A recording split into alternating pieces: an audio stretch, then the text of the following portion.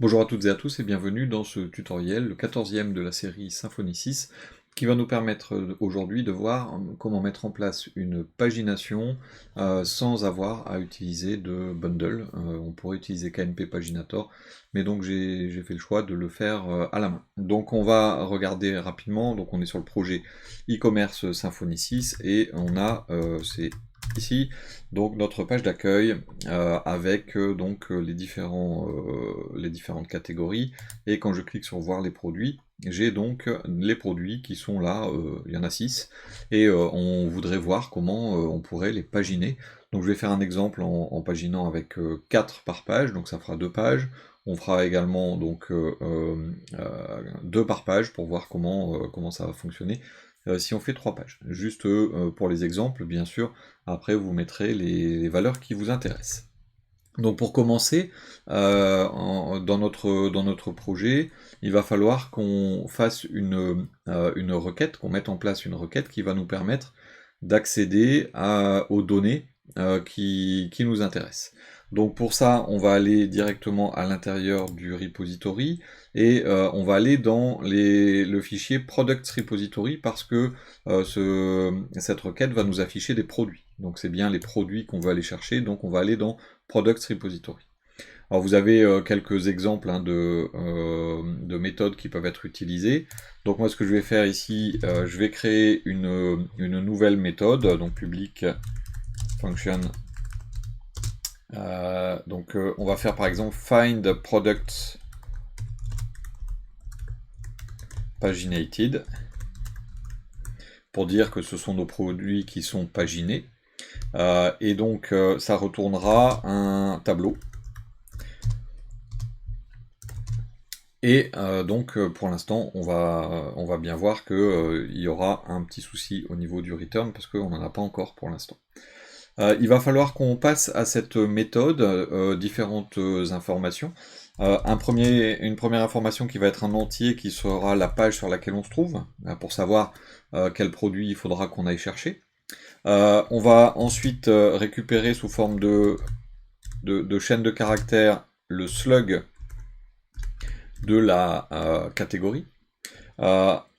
Et ensuite, on va mettre en entier une limite, par exemple, qu'on mettra à 6 par défaut.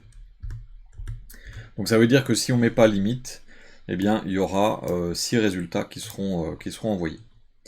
Donc ce qu'on peut faire par sécurité, au cas où on souhaiterait être sûr que la limite soit positive, je peux faire un ABS pour faire une valeur absolue, et donc dedans je mets $limite. Comme ça, si je mets un moins ou quoi que ce soit, on aura toujours une limite positive. Sinon ça risque de poser problème.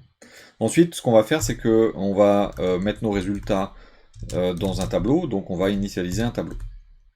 Et donc à la fin, j'aurai un return de $result, ce qui me permet d'avoir ici donc mon return cohérent avec ma demande. Maintenant que j'ai fait ça, eh bien il va falloir qu'on fasse la requête. Donc la requête, ça va être d'aller chercher les catégories et les produits. On veut avoir les informations de la catégorie, on veut avoir les informations de tous nos produits, et on doit aller filtrer sur le slug. Donc je vais utiliser le query builder pour ce faire. Donc en faisant un $query, je vais faire un this.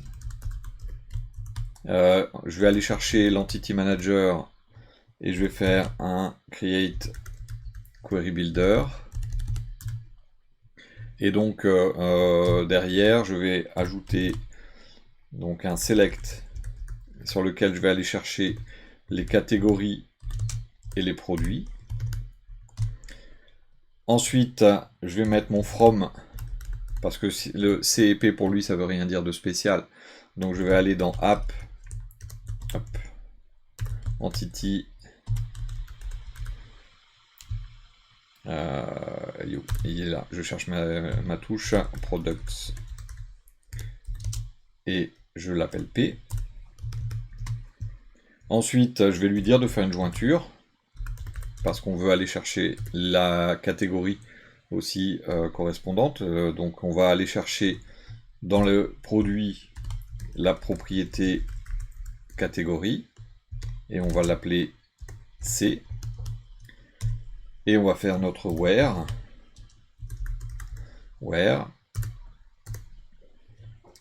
c.slug. Donc c'est notre slug égale.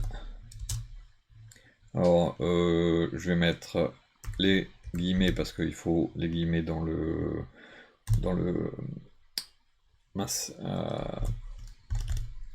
dans la requête. Alors je vais inverser d'ailleurs, comme ça je vais pouvoir injecter ma variable directement. Donc je vais mettre les apostrophes ici et je vais pouvoir mettre $slug. Sinon j'aurais dû faire une concaténation avec des points et ainsi de suite. Voilà, donc là j'ai fait ma requête. Donc en fait on va sélectionner tout ce qu'il y a dans catégorie et ce qu'il y a dans products. Donc de la table products jointe à catégorie par l'intermédiaire du champ donc catégorie. Et on va lui dire tu me prends les produits qui ont comme slug de catégorie le slug qu'on lui passera juste ici. Donc si je fais ceci, eh bien je vais normalement pouvoir avoir des informations là qui vont être renvoyées. Donc si je fais un dd de $query pour voir, c'est temporaire, hein, c'est juste pour voir si on va avoir effectivement nos informations. Là je vais aller dans catégorie contrôleur sur ma route donc liste. Et ici, donc, au lieu de faire juste un get product, eh bien, on va lui dire maintenant, tu vas sur le produit, dans product repository, tu vas me chercher les produits. Donc, il faut que j'injecte ici mon product repository.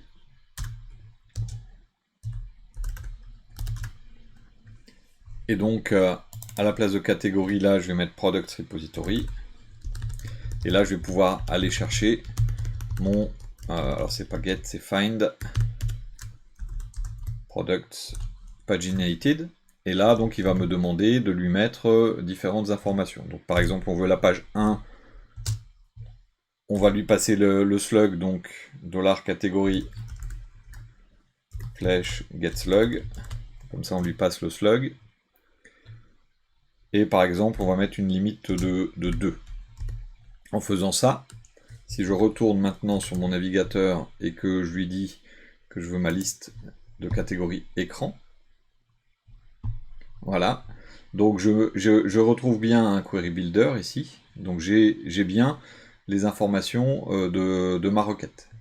Donc bon, il y a un certain nombre d'informations, hein, c'est tout le DQL qu'on a créé. Maintenant, si je veux obtenir mes résultats, eh bien, il va falloir que j'aille chercher les résultats directement ici. Donc, je vais faire mon getQuery et getResult, comme ceci. Et donc là, si je regarde, voilà, je vais me retrouver avec mes 5 produits. Alors, il y a les 5, hein, ils sont tous dans une catégorie particulière, donc la catégorie écran, je peux les prendre au hasard. Donc il y a 6 produits, pardon. Donc ici, la catégorie, c'est bien écran, donc ma requête fonctionne. Sauf que pour l'instant, je ne lui ai pas dit, dans ma requête, va chercher uniquement les éléments qui contiennent qui correspondent, pardon, à ma page et à ma limite. Donc ce que je dois faire, c'est que je dois ajouter un set max results, et mon maximum de résultats, c'est ma limite. $limite. Donc si déjà je fais ça, normalement je vais me retrouver avec uniquement 2 résultats. Donc j'ai bien ici 2 résultats, donc qui sont les 2 produits, alors c'est les 2 premiers résultats de ma liste. Après, ce qu'il faut que je rajoute également, c'est lui dire quel est le premier résultat, first result. Et là, donc le premier résultat, c'est le premier de la page dans laquelle je me trouve. Donc il va falloir qu'on fasse un petit calcul qui va multiplier le numéro de la page par la limite, et ensuite lui déduire la limite. Je m'explique. Si on veut, par exemple, on a des pages de deux articles, on veut la deuxième page, on doit commencer au 3. Donc 3, ça va être deux articles que multiplie ma page, 4, moins 2. Alors, le truc, c'est que on veut le numéro 3, mais on commence à 0, donc 0, 1, la page suivante commence à 2. Si par exemple on veut la troisième page, eh bien je vais devoir commencer au 5e. Donc au 5e, je vais faire 2 fois numéro de page 3, 2 fois 3, 6, moins 2, 4. Donc le 5e, 0, 1, 2, 3, 4, c'est bien le 5e, celui qui a le numéro 4. Donc ce que je dois faire ici, c'est dans mon setFirstResult, faire la page que multiplie la limite. J'ai mis des parenthèses parce qu'on fait la multiplication, mais elle est prioritaire, donc j'aurais pu ne pas les mettre, mais pour la lisibilité, j'aime bien les mettre. Et ensuite, on enlève la limite. Et donc là, si je regarde, là je suis à la page 1, donc j'ai l'ID 2 et l'ID 3. Si jamais je vais modifier dans mon catégorie contrôleur et je lui dis je veux la page 2, je vais me retrouver avec l'ID 4 et l'ID 6. Alors attention, ils ne se suivent pas les ID, hein, c'est par rapport à la création de la base de données. Donc j'ai bien une histoire de pagination.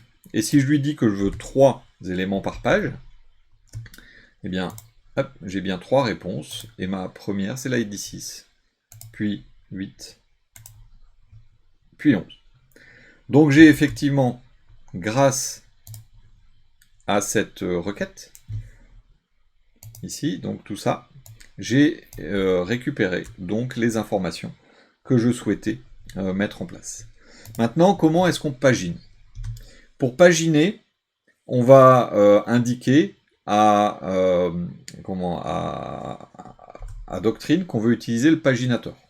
Donc je vais faire paginator, je vais chercher new paginator.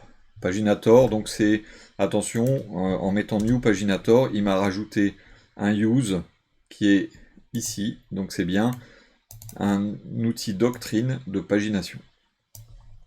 Donc je lui dis, je veux un paginateur, et dedans, je lui passe ma requête. Ensuite, ce que je vais faire, c'est que je vais aller chercher mes données. Donc $data,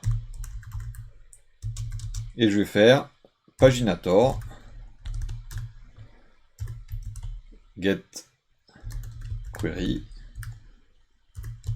get results. En faisant ceci, si je fais un dump maintenant de data, je vais me retrouver avec donc mon tableau tel que je vais demander. Donc là, j'ai juste indiqué que je souhaitais paginer. Maintenant, ce que je vais faire, c'est que je vais vérifier qu'on a des données. Donc, en faisant un if empty de data,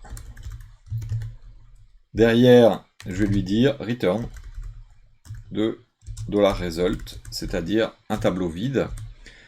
En faisant ceci, si je n'ai pas de données, je retourne le résultat. Donc là, maintenant, je vais mettre mon dump juste ici, dd de product. Voilà. Et si j'actualise, maintenant, vous voyez que j'ai un tableau vide ici qui apparaît. Donc, en faisant ce if, là, je vais vérifier donc si mes données sont cohérentes. Alors là, j'ai tout ce qu'il me faut pour commencer à vérifier en fait mes informations. Alors j'ai un return result ici, j'ai un autre return result ici, mais je n'ai rien mis dans result pour l'instant. Donc c'est normal que j'ai mon tableau vide. Ce que je dois faire ensuite, c'est calculer différentes choses. Je vais déjà devoir calculer le nombre de pages.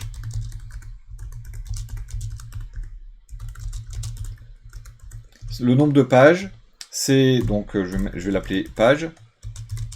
Je vais faire un arrondi au supérieur, ceiling, le plafond, de paginator. Et avec paginator, je peux faire un count. Paginator count, ça va me donner le nombre de résultats. Et je vais le diviser par la limite. Donc ce qui veut dire, avec le dollar ça marchera mieux, ce qui veut dire que par exemple j'ai 5 résultats et j'ai une limite de 3, je vais me retrouver avec un 1,66 et donc ou même plus. Et donc là, ce que je vais faire, c'est que je vais l'arrondir à 2, puisque 1,6 pages, ça fait 2 pages. Donc, une fois que vous avez le nombre de pages, eh bien, on va remplir le tableau. Moi, je vais y mettre plusieurs choses. Je vais d'abord mettre result sous le nom data. Je vais mettre mes données. Comme ça, je vais pouvoir avoir mes données qui vont être prévues directement là où je souhaite les mettre. Ensuite, dans result page, eh bien, je vais mettre mes pages. Alors je vais faire le même mais sans S, puisque je veux aussi savoir à quelle page je me trouve. Et je vais également passer ma limite. $result. Limite. Limite. Alors pourquoi je fais ça? Simplement parce que j'ai directement besoin de ces différentes informations pour pouvoir ensuite faire ma pagination dans ma page, justement. Donc là, par exemple, si j'actualise maintenant, je vois que j'ai bien 3 données. Elles sont sur 2 pages. Je suis à la page 2 et j'ai une limite de 3. Donc maintenant, dans mon code de contrôleur, si je souhaite modifier et lui dire, bah, tiens, je vais à la page 3, j'ai que 2 pages, hein, je vais me retrouver avec un tableau vide, parce que la page 3 n'existe pas. Maintenant, si je lui dis je vais à la page 1, voilà, j'ai bien 3 résultats, j'ai 2 pages, je suis à la page 1 et j'ai une limite de 3. Donc à partir de là, maintenant j'ai toutes les données qu'il me faut. La seule chose qui me manque, c'est ici la page, et bon la limite, hein, mais surtout la page sur laquelle je me trouve. Cette page, je vais la passer dans l'URL, et donc je vais dire par exemple page égale 2. Comme ceci dans l'URL. En mettant point d'interrogation page égale 2, j'aimerais bien ici qu'ils me disent page égale 2. Pour ce faire, c'est assez simple. Je vais chercher le numéro de page dans l'URL. Alors le numéro de page dans l'URL, c'est quelque chose qui se fait assez régulièrement. C'est donc par l'intermédiaire de notre requête. Pour ce faire, il faut que j'injecte ici request, $request, comme ceci.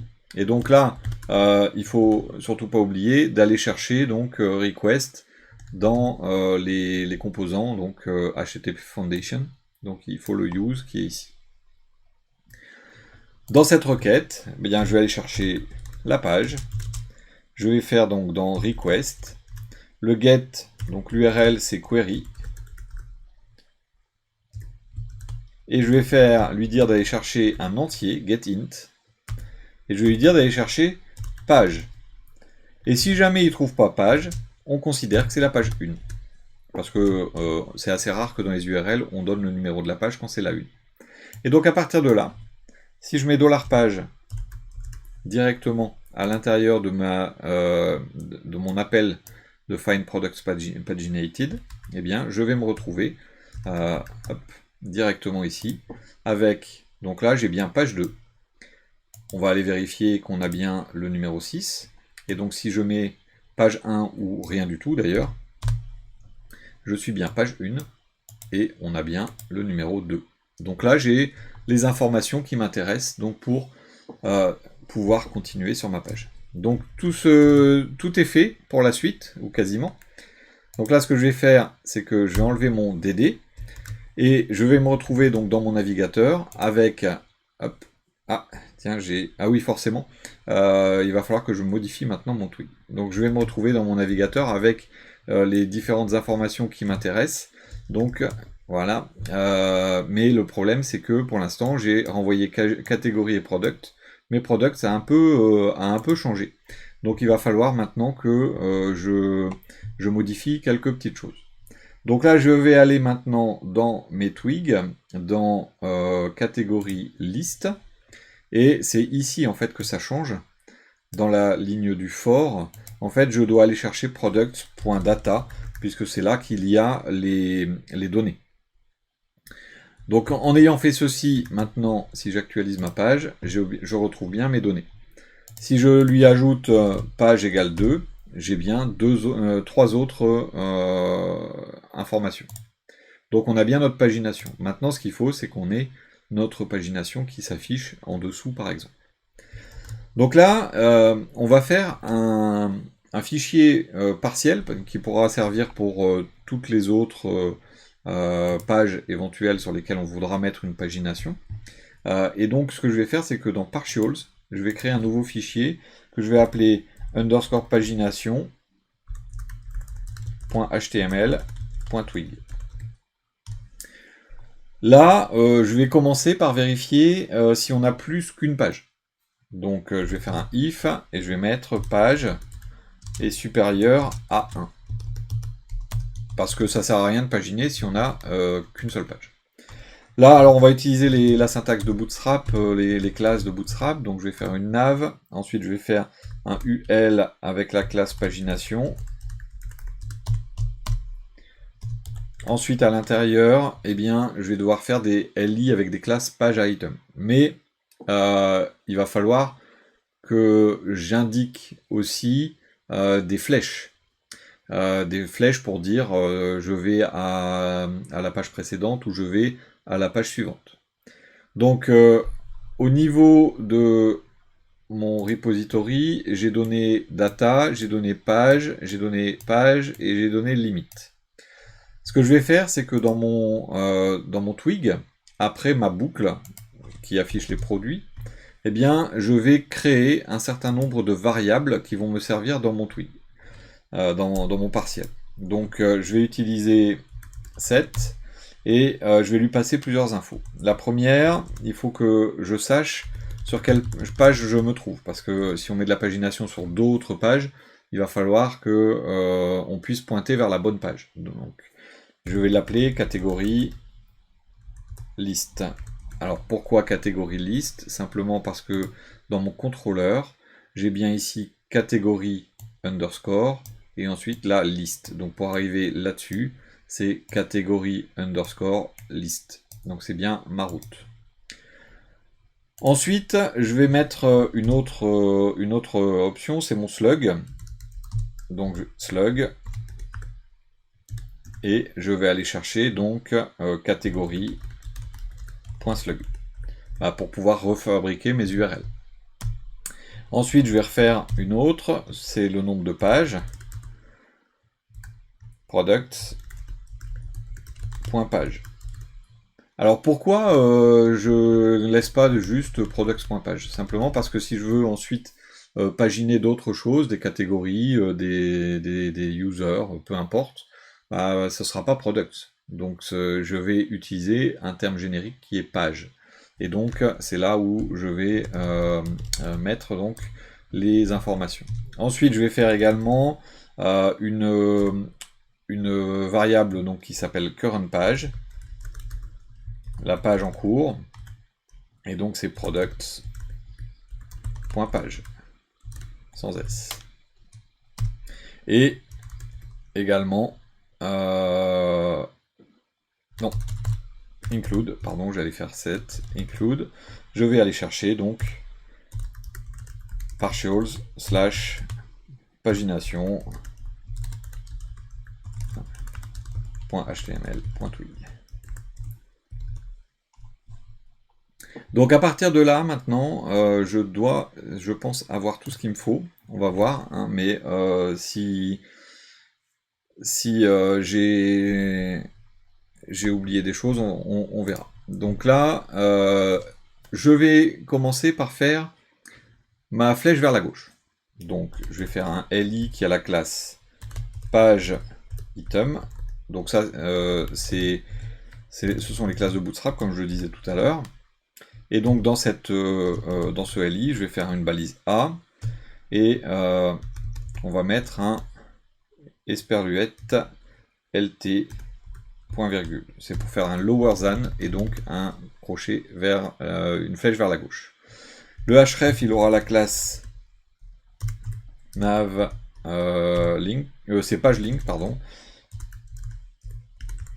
Navlink, c'est dans la navbar. Et donc son href, ça sera d'aller vers la page précédente. Donc on va faire des tests, hein. Il y a des choses qui ne vont pas fonctionner tout de suite, vous allez voir, je vais le faire exprès. Mais je vais faire un pass. Et ce pass va aller vers la variable qu'on a appelée pass. Et ensuite, ce qu'on va faire, c'est que on va lui mettre des paramètres. On va lui mettre le slug. Donc le slug, ça va être slug d'ailleurs. Et on va mettre la page qui va être la page en cours -1. Donc si on fait ça, maintenant que je vais dans ma page, je vais actualiser, je vais avoir ma flèche vers la gauche. Je suis sur la page 2. Si je clique dessus, je vais me retrouver sur la page 1. Ça fonctionne. Sauf que si je reclique dessus, je vais être à la page 0. Et là, ça marche pas. Alors pourquoi? Simplement parce que je dois vérifier avant. Hop, je vais vérifier ici que ma page, current page, est supérieure à 1.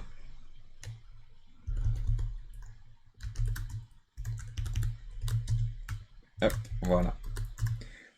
Donc si ma page est supérieure à 1, donc là je vais actualiser, j'ai pas ma flèche. Si je vais, hop, je vais revenir en arrière à la page 2, j'ai bien ma flèche. Clac, elle s'en va. Alors on va la laisser quand même, mais ce qu'on va faire, c'est qu'on va faire un else. On va faire, hop là, on va faire une copie. Voilà. Et en fait, ce qu'on va faire à ce niveau-là, c'est que on va lui dire que son lien, c'est la page sur laquelle on se trouve, et surtout, donc derrière, on va lui mettre une classe disant que il est désactivé. Donc ça, j'y viens juste après. Maintenant, ce qu'on va faire, c'est que on va revenir sur le deuxième LI, mais le deuxième LI, ça va être les numéros de page. Donc les numéros de page, il va falloir qu'on boucle. Pour boucler, eh bien, je vais lui dire, je vais faire un for, je vais appeler l'information page tout court, et je vais lui dire, on commence à 1, et on va à page, c'est-à-dire mon nombre de pages maximum. À partir du moment où on a le nombre de pages maximum, eh bien, on verra pour mettre une flèche vers la droite. Donc à l'intérieur ici, on va faire un LI avec page item, comme ceci. Et on va lui mettre à l'intérieur, donc de la même façon qu'on a mis au-dessus, hein. Je vais refaire une balise A. Donc là, ce que je vais faire, c'est que la page sur laquelle on va se trouver va être là. Si on clique dessus, ça va être la page en cours. Donc ça va juste être page, comme ceci. Et à l'intérieur, ici, on va mettre entre crochets page qui sera le numéro de la page sur laquelle on se trouve. Donc ça veut dire que maintenant, je vais avoir ici, voilà, je vais avoir 1, 2. Et donc, si je clique sur le 2, je vais bien sur la page 2. Si je clique sur le 1, je vais bien sur la page 1. Et si je clique sur la flèche, je reviens bien en arrière. Donc là, il y a toujours le blocage ici. Il va falloir désactiver ce bouton quand on sera sur la page numéro 1. Donc on va voir ça juste après. Et donc, on va faire une dernière chose. C'est pour lui dire qu'on est au bout. Et donc, on va refaire un bloc comme ceci, le premier. Mais si la page en cours est inférieure, on va prendre, hop là, inférieure au nombre de pages. Si la page en cours est inférieure au nombre de pages, dans ce cas-là, on mettra un greater than, GT. Donc, je vais vous le mettre des deux côtés. On va faire le même pass. La page, ce sera juste la current page, non pas -1, mais +1. Je vais mettre sur les deux, comme ceci. Et donc, ça veut dire que maintenant, je vais avoir ma navigation dans les deux sens. Si je vais à la page 2, bah, je vais avoir une page vide sur la page 3. Et page 1, page 0, ça va bloquer. Alors maintenant, il y a des petites choses qu'il va falloir ajouter. Donc si on va regarder, je vais sur la page Bootstrap pour vous montrer en même temps la doc de Bootstrap. On va avoir donc sur la pagination ici, on va avoir un certain nombre de classes complémentaires, comme par exemple ici la classe Disabled, qui nous interdit de cliquer dessus. Et ensuite ici la classe Active, qui va nous mettre en bleu. Donc ce sont ces classes qu'il faut qu'on mette. Le disabled et le active se mettent directement sur le page, sur le LI, page item. Donc je vais revenir sur mon code. Et donc là, je vais devoir me dire que mon page item doit changer si il doit être disabled si jamais on n'est pas sur le bon lien. Le problème, c'est que je l'ai mis en dehors de ma boucle, ma condition, pardon, donc je l'ai fait volontairement. Donc ce que je vais faire, c'est que mon page item, je vais le descendre à l'intérieur de mon current page, qui est ici. Alors je vais ramener ça, voilà. Mon else, il va revenir. Mon ndif va revenir. Donc par souci de lisibilité, je vais mettre le /li également à l'intérieur. J'aurais pu éviter, mais c'est plus lisible. Et donc là, ce que je vais faire, c'est que mon page item, ici, je vais le mettre à l'intérieur également. Voilà. Et donc, si ma page est plus grande que 1, c'est normal. Sinon, elle est disabled. Et puis, j'ai même pas besoin, sur ma balise A, de mettre de href, en fait. Comme ceci. Là, ma flèche doit être désactivée si je suis en page 1. Voilà. Et donc, elle est désactivée, je ne peux pas cliquer dessus. Je vais faire pareil en bas, ici. Donc, je vais descendre mon LI. Hop là.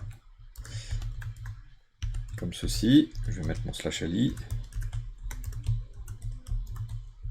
Je vais mettre mon li ici.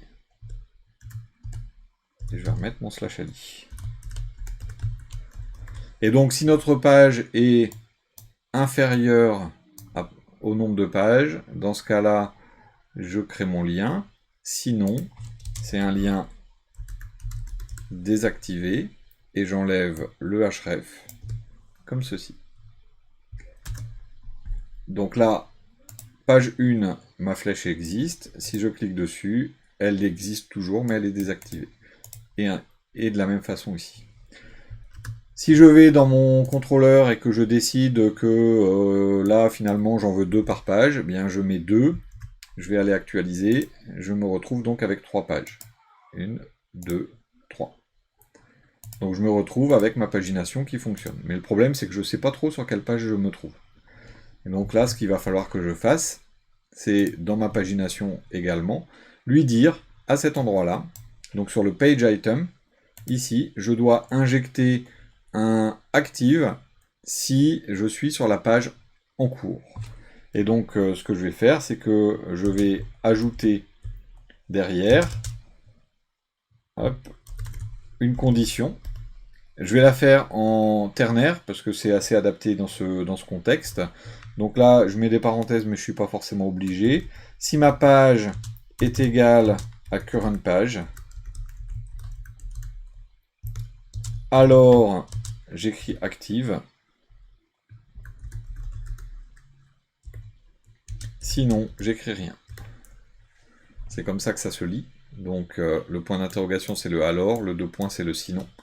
Et donc à partir de ce moment-là, si j'actualise, je suis sur la page 1, il est bien marqué page 1. Alors si j'enlève le page 1, hop, il ne m'a pas pris, si, voilà. Je suis bien sur la page 1, page 2, page 3. Et donc j'ai ma pagination qui fonctionne. Donc si je retourne dans mon contrôleur et que cette fois-ci, je lui dis pas 2 ni 3 mais 4 par exemple, j'en veux 4 par page, bien j'actualise, j'en ai bien 4 par page et j'ai 2 pages. Donc voilà, globalement, pour revenir un petit peu sur tout ce qu'on a fait, on a créé une méthode findProductsPaginated à l'intérieur de notre repository.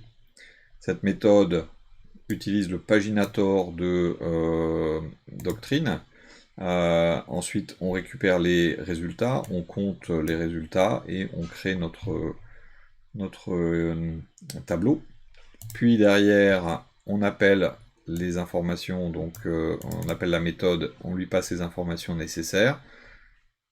Et enfin, donc, on appelle directement les informations, comment pas les informations, mais les données. On crée les données et on les passe à notre pagination. Voilà donc globalement comment faire une pagination sans bundle. Il y a des choses qui peuvent être perfectibles sur ce code. Tout code est perfectible. Ensuite, à vous de l'adapter à votre contexte. Je vous remercie beaucoup pour votre attention. N'hésitez pas à laisser un commentaire. Si vous avez une question technique, utilisez Discord de préférence. Je vous remercie beaucoup pour votre fidélité. Je vous dis à très bientôt.